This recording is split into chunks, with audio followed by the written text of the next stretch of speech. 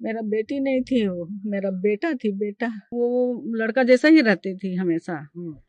वो हमको मैंने ऐसा ही वाला जॉब चाहिए, पुलिस चाहिए, एनडीए में जाना है, पुलिस में जाना। इस वक्त ये जो तस्वीरें आप देख रहे हैं, ये एक बड़ी ही होनहार बेटी की तस्वीरें हैं जिसका शव आपको दिखाई दे रहा होगा। ये महिला एसआई है संध्या टोपनो, जिसकी गौ तस्करों ने अपनी पिकअप वैन से कुचलकर उसे मौत के घाट उतार दिया।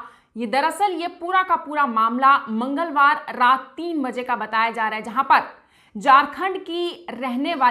झारखंड के रांची की रहने वाली, जहां पर एसआई संध्या टोपनो की पोस्टिंग भी थी और वहीं पर वो कार्यरत थी और ऐसे में अपनी सेवाएं दे रही थी। लेकिन तकरीबन मंगलवार रात को देर रात 2 बजे उसे जानकारी मिलती है कि उसी के इलाके से एक जानवरों से लदी हुई पिकअप वैन, एक वाहन गुजरने वाला है उसके इलाके से, और उसके बाद तुरंत वो अपने पुलिस कर्मियों के साथ पहुंच जाती है चेकिंग करने। महिला एसआई संध्या टोपनो जब लगातार वाहनों की चेकिंग कर रही होती है, तो ऐसे में एक कार की चेकिंग करने के बाद जब वो पिकअप वैन उनके सामने आती है, तो उस पिकअप वैन को जैसे ही उन्होंने अभी चेकिंग करनी होती है, पूछताछ करनी होती है, इससे पहले कि वो कोई सवाल जवाब करती, पिकअप वैन का ड्राइवर महिला एसआई को कुचलकर आगे निकल गया और महिला एसआई की मौके पर ही मौत हो गई। शव को हालांकि पोस्टमार्टम हाउस भिजवा दिया गया, लेकिन इस पूरे मामले के बाद, क्योंकि महिला एसआई संध्या टोपनो के साथ 2 और पुलिसकर्मी भी, 2 और पुलिस के सिपाही भी वहां पर मौजूद होते हैं, पुलिस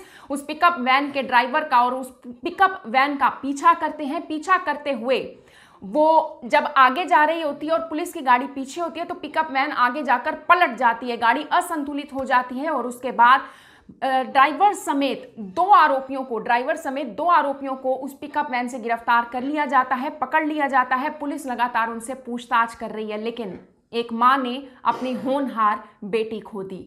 एक मां ने अपनी वो बेटी खो दी जिसका बचपन से सपना था, यानी कि संध्या टोपनो का बचपन से सपना था कि वो महिला दरोगा बने, महिला अफसर बने, यानी कि पुलिस अफसर बने, पुलिस लाइन में जाए। हालांकि मां स्नेहलता का क्या कहना है वो भी मैं आपको बताऊंगी, लेकिन मां स्नेहलता को जब से इस पूरी घटना के बारे में पता लगा, मंगलवार रात को ही उन्हें जानकारी मिल गई थी और उसके बाद रो रो कर वो भी काफी बेहाल थी, लेकिन उन्हें गर्व था कि उनकी बेटी बड़ी ही होनहार थी। उनका कहना था कि बचपन से ही मेरी बेटी नहीं थी, वो मेरा बेटा था।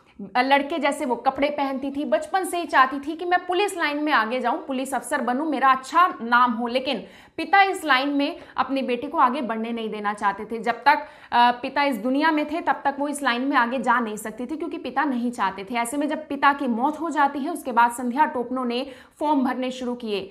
फॉर्म वो भरती है और उसके बाद उसका लकीली सिलेक्शन भी हो जाता है। साल 2018 की एसआई बैच की वो महिला एसआई रहती हैं और उसके बाद से वो अपनी सेवाएं दे रही थी। अपने 3 भाई बहनों में वो बीच की थी, यानी कि बड़ी बहन सीमा और छोटे भाई अजीत में वो बीच की थी संध्या एसआई, और अब वो इस दुनिया में नहीं रही। बड़ी ही हैरानी की ये पूरी की पूरी बात रही, क्योंकि ऐसे में आप ये देखिए कि ये कोई पहला मामला नहीं था कि कोई पिकअप वैन से, कोई अपने वाहन से किसी को कुचल जाता है। वो भी आप ये समझिए कि एक महिला दरोगा को, एक महिला अफसर को कुचला गया। आप यहां से ये समझिए कि हमारे देश में कानूनी व्यवस्था किस तरीके की चल रही है।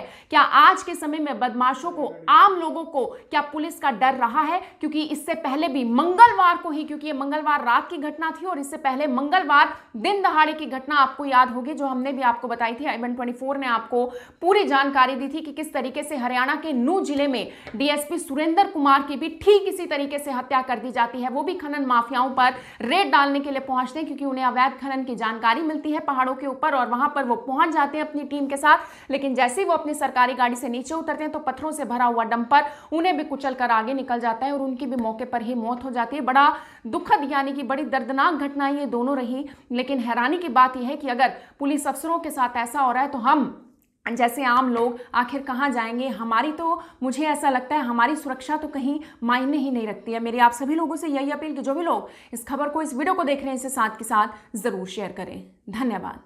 अब यहाँ तक आ ही गए हैं तो हमारे चैनल को सब्सक्राइब जरूर करें और नीचे दिए गए बेल आइकन को जरूर दबाएं, ताकि हर खबर सबसे पहले पहुंचे आप तक।